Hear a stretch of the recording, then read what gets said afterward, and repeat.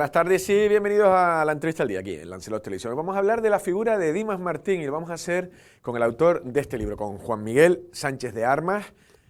Aquí lo pone, Dimas y yo, el libro en el que tiene como subtítulo Dos vidas que se cruzaron. Es un poco, en este caso, Juan Miguel cuenta la relación que tuvo incluso antes de que se iniciara en la política. Dimas Martín tiene una estrecha relación personal con él y cuenta luego también un poco cómo fueron los principales casos y también cómo era la personalidad de Dimas Martín. De esto y de mucho más vamos a hablar con Juan Miguel Sánchez de Armas. ¿Cómo estás, Juan Miguel? Hola, buenas, ¿Todo bien? ¿qué tal? Todo bien. Bueno, ya, lo que comentabas, que venías un poco aquí a buscar presentar el libro. Sí, es lo que, exactamente.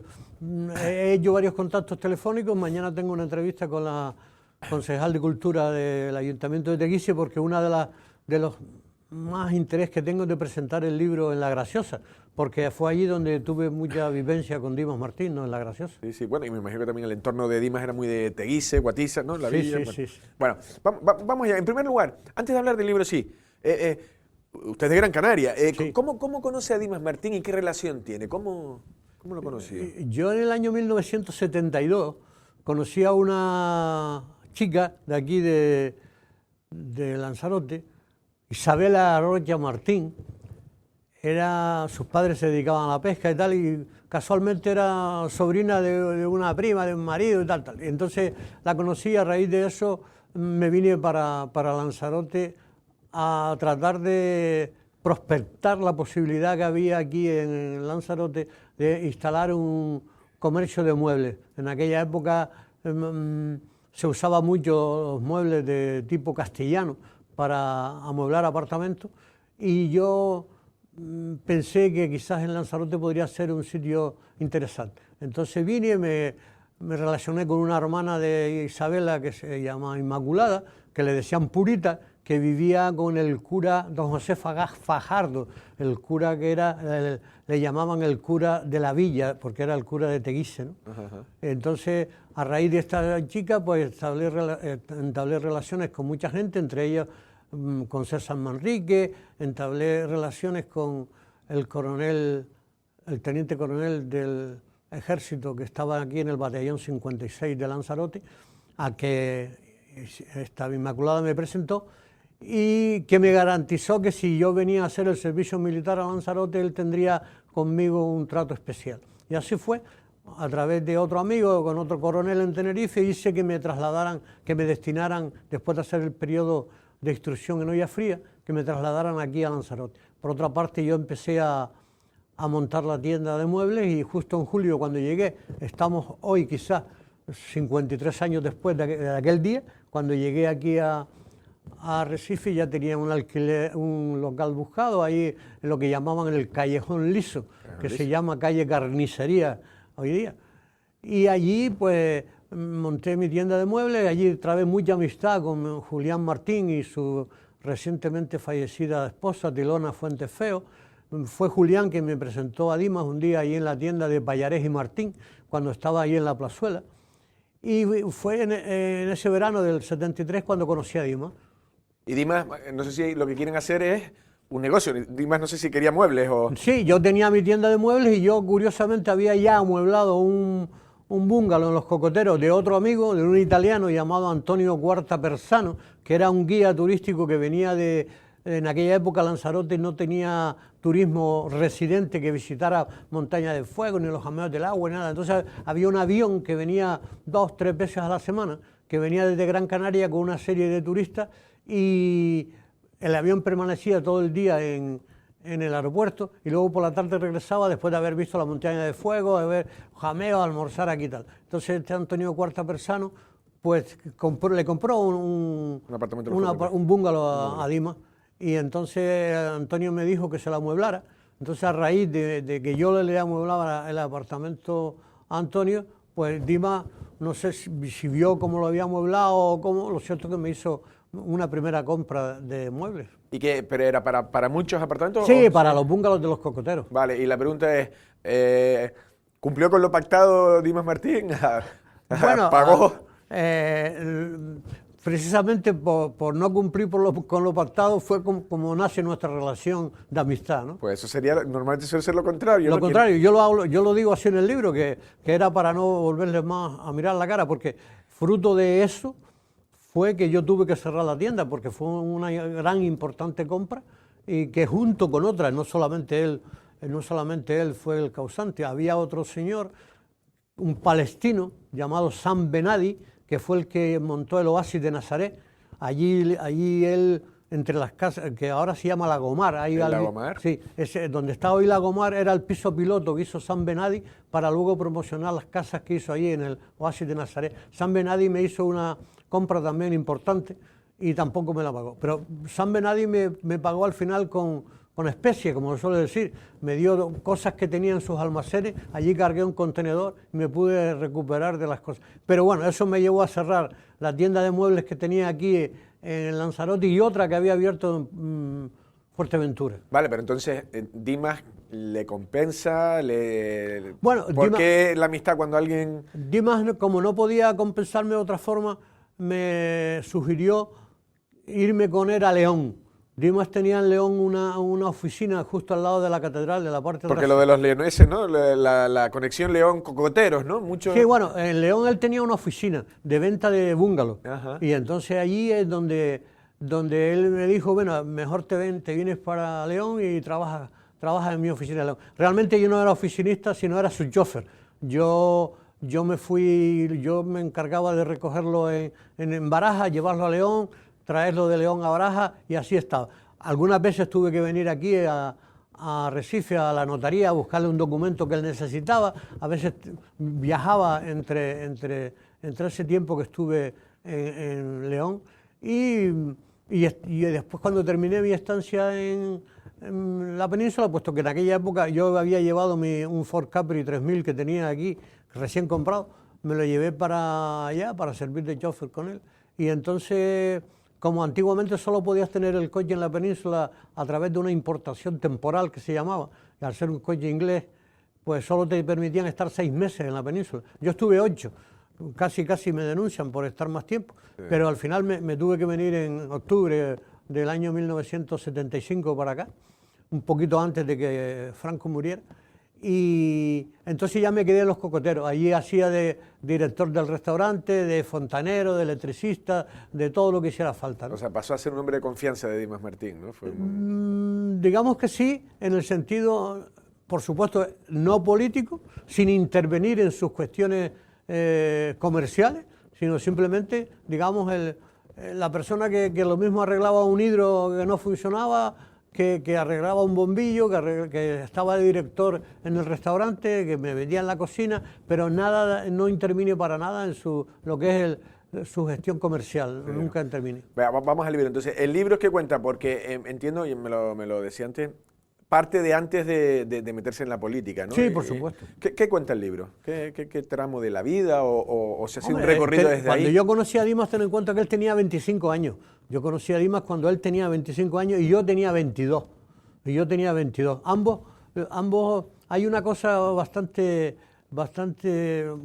relevante en el libro, que habla del emprendimiento. Es decir, él y yo él empezó con su negocio de venta, de construcción y venta de apartamentos, y yo empecé con mi negocio de venta de muebles. Los dos, digamos, de alguna forma, estábamos empezando en el mundo de los negocios. Ni él ni yo teníamos padrino, y yo terminé como terminé, yéndome para Gran Canaria con una mano delante y otra detrás.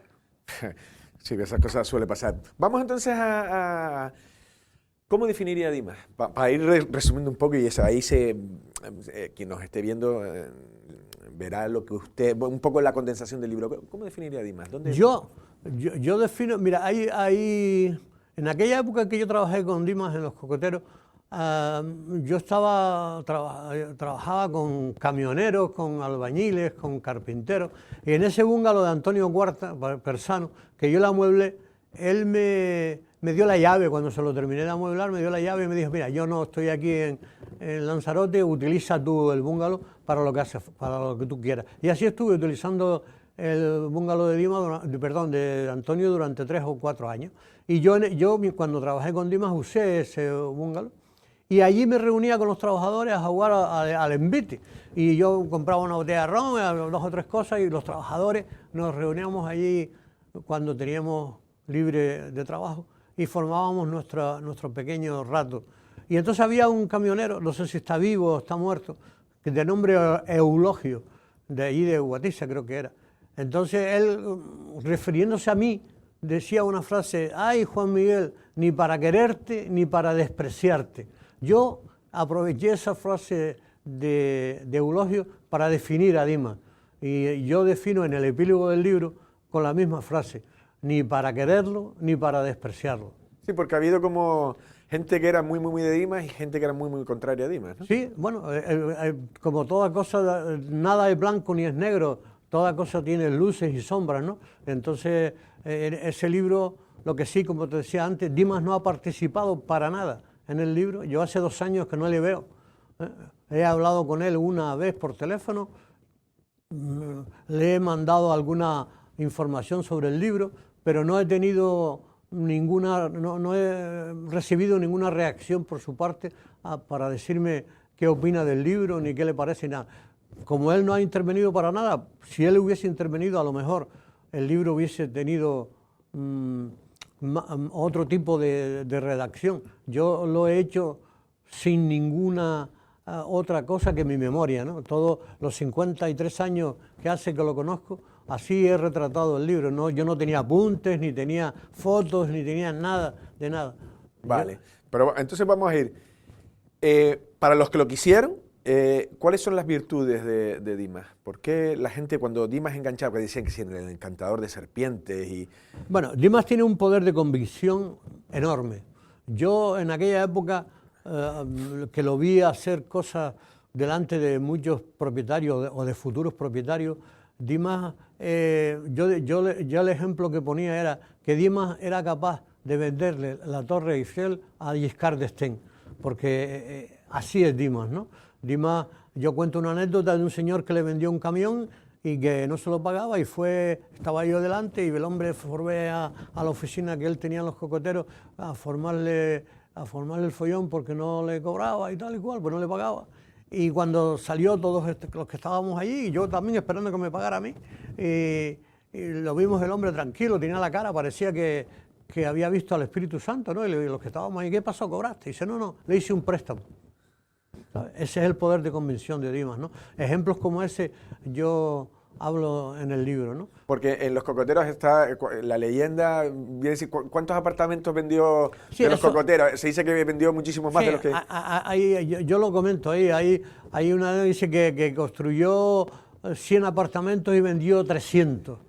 Eso es lo que se comenta, lo que se dice. Yo argumento eso porque yo esa etapa la viví y eso fue una especie de serpiente que se muerde la cola. Él intentó promocionar su urbanización de una forma que no le salió bien y yo no nadie más, achaco esa posibilidad de que fueran 300, yo no lo sé. Pero no lo descartas, o sea que llegara... Sí, y no sé si fueron 100 o 150 o 200, quien se sacó lo de 300 seguro es inventado, Eso es leyenda, porque realmente no fue así, ¿no? Es lo que pasa que pensó un sistema para promocionar su promoción de los bungalows de una forma.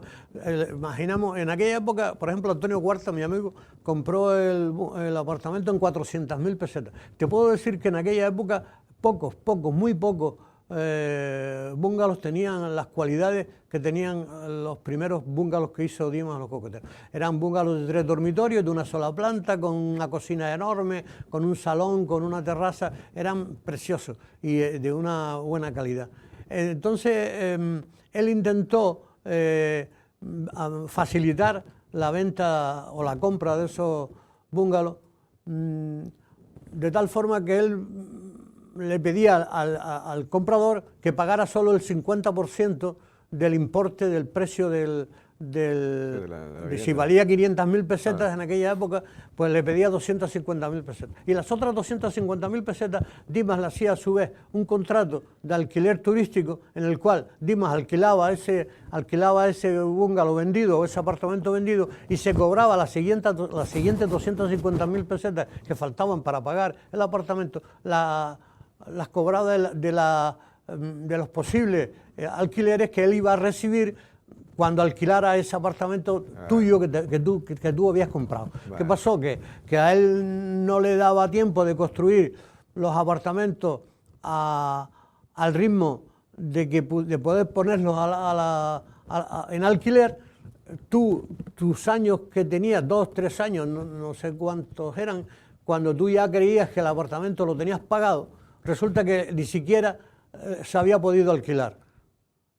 Yo cuento ahí una historia. Dimas trató por todos los medios. En aquella época no pasa como hoy, que hay un montón de vuelos aquí a Lanzarote. De hecho, no solamente entre las islas, sino también allá a Madrid y a muchos sitios, ¿no? En aquella época no había, todo pasaba por Las Palmas y los vuelos aquí realmente eran 2 o 3 vuelos al día. Y casi todos pasaban por Fuerteventura. Es decir, hacía Gran Canaria, Fuerteventura, Fuerteventura, Lanzarote, Lanzarote, Fuerteventura, Fuerteventura, Gran Canaria.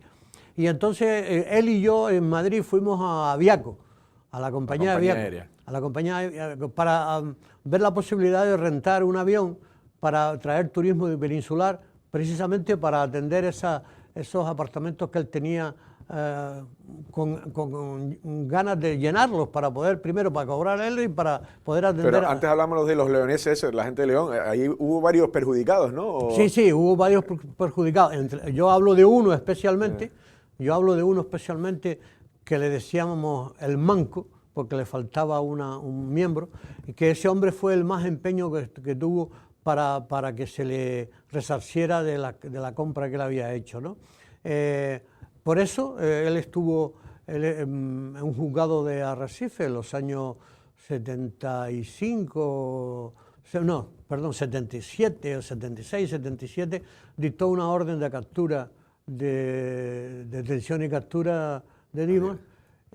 Eso nunca se llevó a cabo, ni lo detuvieron ni lo juzgaron por el tema de los cocoteros. Sí es cierto, como yo cuento en el libro, que él fue pagando a toda esa gente durante el tiempo y actualmente no sé cómo está el tema. Sé que ya él tiene como 14 bungalows que son de su propiedad en los cocoteros y que tiene varias parcelas y que tiene...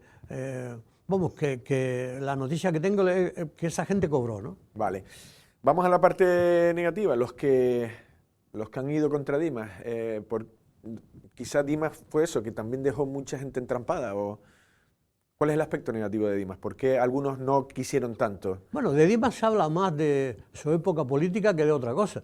De la época que yo te estoy contando, poco se habla o nada, ¿no? Hay una anécdota importante que yo cuento en el libro, que quizás mucha gente no sepa. Dimas en el año 70, 71 o así, tuvo una idea magnífica y fue llevarse a unos 30 personas de un grupo folclórico de aquí, de Lanzarote, llevárselos a Caracas. Dimas tenía también una oficina en Caracas y vendió muchos apartamentos en Caracas. Entonces él se llevó un grupo folclórico de aquí a Venezuela. Y él allí en una noche hizo una fiesta con ese grupo folclórico y en una noche vendió como 30 apartamentos. En la noche que llegó el grupo folclórico allí. Lo hicieron en una colina que está cerca de Caracas, en una especie de casa privada cubierta con una reja electrificada que era de un político de aquella época de Caracas. Y la verdad que fue una idea genial. Y él vendió un montón de apartamentos. Y siguiendo un poco el ritmo, él intentó seguir promocionando sus apartamentos con esas ideas. En el año 1981, antes de dedicarse a la política nuevamente, yo, a pesar de estar en Las Palmas, tenía bastante contacto con él. Yo en el año 74, estando aquí, estuve como espectador en la primera prueba automovilística que se hizo aquí en la subida de Aría. La única película que hay grabada de esa subida la grabé yo en el año 74, en un sistema que se llamaba Super 8. Entonces luego la pasé a VHS y ahora la tengo digitalizada. Entonces en el año 74 se celebra la primera subida automovilística, de la cual ya digo, doy cuenta, pero en el 79 se celebra el primer rally, Isla de Lanzarote, que yo participé precisamente con el Ford Capri 3000 que tuve en León con Dimas, y participé en ese rally, ¿no? Luego participé en el año 81 en otro rally, ya con otro coche nuevo, un Opel Ascona, y corrí con la publicidad de los cocoteros, todavía Dimas estaba en los cocoteros, y en aquella ocasión lo estaba promocionando como centro naturista o nudista, ¿no? Así que él intentó por todos los medios de seguir promocionando los cocoteros. Sí, ¿no? Dimas ideas tenía. Lo has dicho varias veces que no te centras tampoco en la política, pero nos interesa el carácter político de Dimas. No sé si se considera que Dimas ha sido el verdadero gran, o sea, no por lo como gestor o lo que ha hecho, sino el liderazgo político. Nadie ha alcanzado sus niveles, ¿no? ¿Por qué sucedió esto? Bueno, sucede porque Dimas es una persona que cuando habla, Dimas es un líder nato, y entonces cuando habla, él lo que dice lo dice con total convencimiento de que lo que está diciendo es la verdad, y sinceramente él lo dice sabiendo que lo que está diciendo es verdad y que lo va a cumplir, ¿no? Yo en el libro cuento muchas escenas de este tipo que yo le vi hacer, y en política, yo recuerdo una vez que hubo una reivindicación por los vuelos de Winter, esta charla política fue en Fuerteventura, y yo recuerdo de escuchar a los políticos de turno que hicieron su discurso, y lógicamente el discurso de Dimas fue el mejor, y además otra cosa que tenía es que él jamás usó un papel para dirigirse a la gente, ¿no? Y te puedo contar una anécdota. Ignacio Vieite, Antonio Vieite, conocido político comunista de Las Palmas, cuando Dimas hizo el centro, el complejo agroindustrial de Guise, dijo algo, él alabó enormemente a Dimas por lo que hizo, ¿no? Lo que luego pasó con el complejo es algo que hay que analizarlo. Yo lo analizo bajo un punto de vista, pero tiene otros múltiples puntos de vista. Lo que pasó con el bañadero de Guatiza, pues también yo personalmente, estando en los cocoteros, me bañé en varias ocasiones en ese bañadero que ya existía antes de que, a la par que los cocoteros, pues está al lado de los cocoteros, ¿no? Y lo que pasó con la ermita de los Dolores, los tres casos tienen una similitud muy parecida, ¿no? Y yo... Pero ahí fueron a por él políticamente, a lo mejor. ¿La justicia fue injusta con Dimas? Bueno, ahora está de moda el lawfare ese, ¿no? Yo creo que ese lawfare empezó hace muchos años, ¿no? Con Dimas empezaron muchas cosas. No ahora, ¿no? Vuelvo a repetir, yo no trato de valorar las condenas a las que Dimas ha sido objeto, pero sí que hablo de ellas, ¿no? Por ejemplo, cuando Dimas no quiso que se cerrara o que se tiraran abajo las obras que él había hecho en el bañadero de Guatiza, porque Demarcación de Costa le mandó a que tenía que destruir eso que había hecho. Él siendo senador, al frente de los vecinos de Guatiza, de los niños de la escuela y todo eso, hizo frente a la Guardia Civil. De hecho, no se pudo hacerlo y tuvieron que venir 100 guardias civiles de Las Palmas para poder hacerlo. Dimas fue condenado por eso. Sin embargo, en Fuerteventura, Domingo González Arroyo hizo algo igual que lo que hizo Dimas, y sin embargo a él la justicia lo exoneró. No, y el Baño de los Dolores también, ¿no? El Baño de los Dolores era una obra necesitada y al final ahí está. Sí, bueno, ten en cuenta que la denuncia, quien se la puso a Dimas fue el Partido Socialista, no fue nadie. Y el propio alcalde de Tinajo se opuso a que los baños se derruyeran, ¿no? Claro, porque hoy en día cuando van a la romería, si no estuvieran esos baños no sé lo que sería. Juan Miguel Sánchez de Armas, nos hemos ido mucho de tiempo, que parece que no, pero se va hablando. Lo único que sí, emplazarle, bueno, entiendo yo, ¿tiene alguna? No, todavía no hay ninguna fecha de presentación. Yo solicité aquí, el 1 de julio, solicité en La Democracia la posibilidad de presentar el libro. Ya tengo un sitio concreto, que esta tarde lo concretaré, que va a ser la Casa del Miedo. La casa en del el Mío, en charco de San Ginés. Yo creo que va a ser la primera presentación que voy a hacer. De todas formas, oficialmente el libro se presenta el próximo viernes 31 de julio en Arucas, en la Biblioteca Municipal de Arucas, ¿no? Y mientras quiero hacer contacto y aprovecho la oportunidad que me has dado para decirle a todos los ayuntamientos de la isla, a la Corporación Insular, al Cabildo, a todas las asociaciones de vecinos, sociedades culturales, deportivas, de cualquier tipo, que estoy a su disposición para presentar el libro. Vale, pues estaremos pendientes. ¿Y en las librerías todavía no está? No, no, no. Bueno, ya, hasta que no se haga la presentación no estará. Bueno, pues ya lo estaré y estaremos nosotros también muy pendientes. Pues don Juan Miguel Sánchez de Armas, ha sido un verdadero placer y muchísimas gracias por venir. Gracias a ustedes por darme la oportunidad de promocionar y presentar mi obra. Pues claro que sí. Muchas gracias a ustedes. Bueno, ya lo han visto y hemos escuchado, en este caso, a Juan Miguel Sánchez de Armas con el libro Dimas y yo, ¿no? Ya lo ha estado explicando para quien se haya incorporado ahora. Bueno, una visión, bueno, distinta de alguien cercano a Dimas Martín, que empezó como con mal pie, pero Dimas Martín siempre daba la vuelta y en este caso se mantuvieron, ha dicho, 53 años de amistad, y la verdad que dice que Dimas Martín todavía no ha visto el libro, que se reunirá, no sé si incluso hoy mismo, y veremos que cuando veamos a Dimas le preguntaremos qué opinión le merece. Bueno, es como genio y figura, ¿no? Dimas Martín también tuvo gente que lo alabó mucho y gente que no lo alabó tanto, ¿no? Y en este caso ha dado una serie de pinceladas y también ese poder de convicción que tenía Dimas Martín, que también quien hemos podido tener el trato cercano, la verdad que tenía un imán especial, ¿no? Una forma de ser especial de Dimas Martín. Nosotros sin más nos despedimos. Pasen una feliz tarde.